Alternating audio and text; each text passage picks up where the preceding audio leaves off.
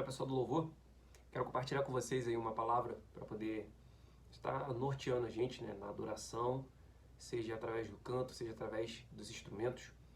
E para isso a gente vai meditar no texto que se encontra lá em 2 Reis, capítulo 3, versos de 15 ao 17. Diz o seguinte, o texto: Ora, pois, trazei-me um tangedor. Quando o tangedor tocava, veio o poder de Deus sobre Eliseu. Este disse: Assim diz o Senhor, fazei neste vale covas e covas, porque assim diz o Senhor, não sentireis vento, nem vereis chuva. Todavia, este vale se encherá de tanta água que bebereis vós e o vosso gado e os vossos animais.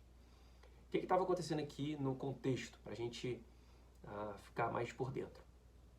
Nesse momento aqui da história do povo de Israel, o reino já estava dividido. Então Israel, como uma nação só, isso não existia nesse momento. Tinha dividido, você tinha um reino do norte, que era chamado de Israel, e o reino do sul, que era chamado de Judá. Nesse reino do sul é onde predominou, né, por mais tempo, a linhagem de Davi. O que aconteceu nesse momento aqui? Acabe, que era um rei do norte, que foi um rei, né, muito ruim, ele morreu, né? E aí quem deu sequência ao reinado foi Jorão. E o que aconteceu, né? Tinha um rei de Moabe, ele pagava tributos a Acabe. Mas aí ele, depois da morte de Acabe, ele parou de pagar os tributos a Acabe, a Israel, né? E aí Jorão ficou indignado com isso e reuniu o povo para poder guerrear contra Moabe. Nesse sentido, o que aconteceu? Ele entrou em contato com Josafá, que era o reino do sul. Então os reinos que estavam divididos se uniram para poder batalhar. Nesse meio ainda surgiu o rei de Edom, que também se uniu a eles.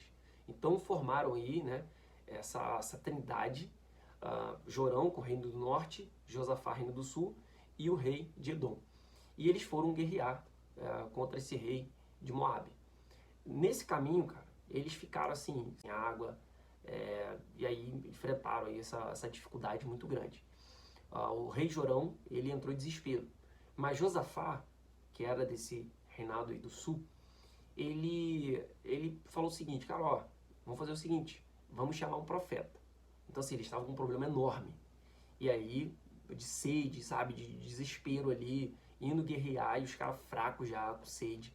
E aí, ó, ele falou, ó, vocês conhecem algum profeta? Vamos chamar um profeta. Quem eles chamam? Eliseu. Cara, vem Eliseu, mano. Eliseu, sabe? Sucessor de Elias. Profetão. Chega Eliseu, o que Eliseu faz? Eliseu vai profetizar. Ou seja, Eliseu vai transmitir a palavra do Senhor. Antes dele fazer isso, vem esse texto que a gente leu. Eliseu diz o seguinte, cara. Ora, pois, trazei-me um tangedor.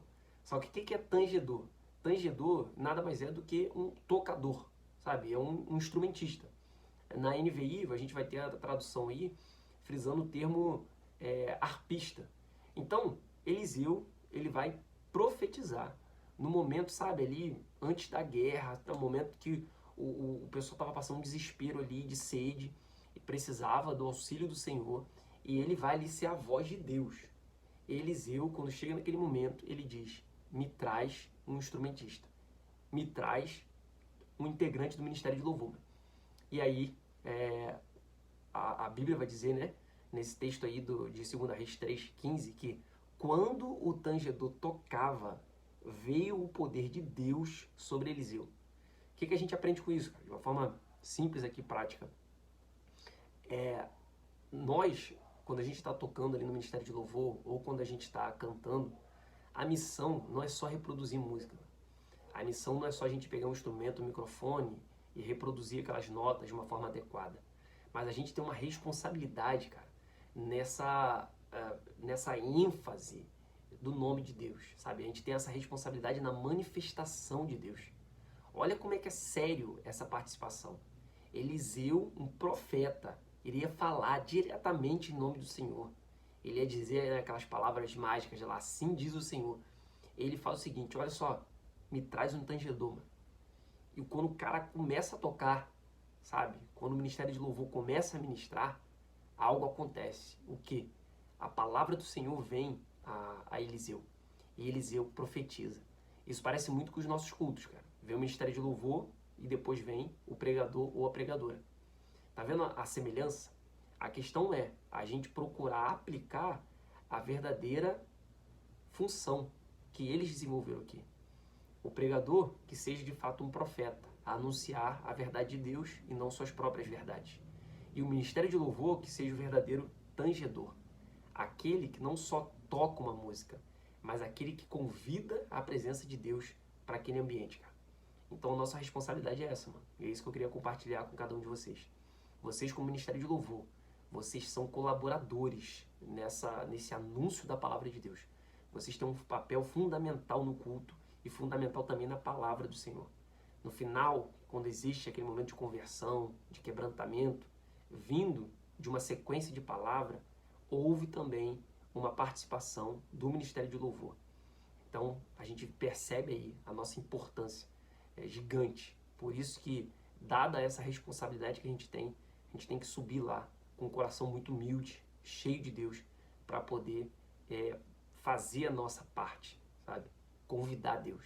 Fala, Deus, seja bem-vindo e faça a tua vontade, declare a sua palavra no meio do povo e nós queremos aqui apenas facilitar o teu agir. Essa é a nossa missão, é isso que a gente tem que ter no nosso coração. Que Deus abençoe você grandiosamente e domingo, que Deus te use grandiosamente como um tangedor para assim convidar a presença dele para o meio da igreja. Grande abraço. De abraço.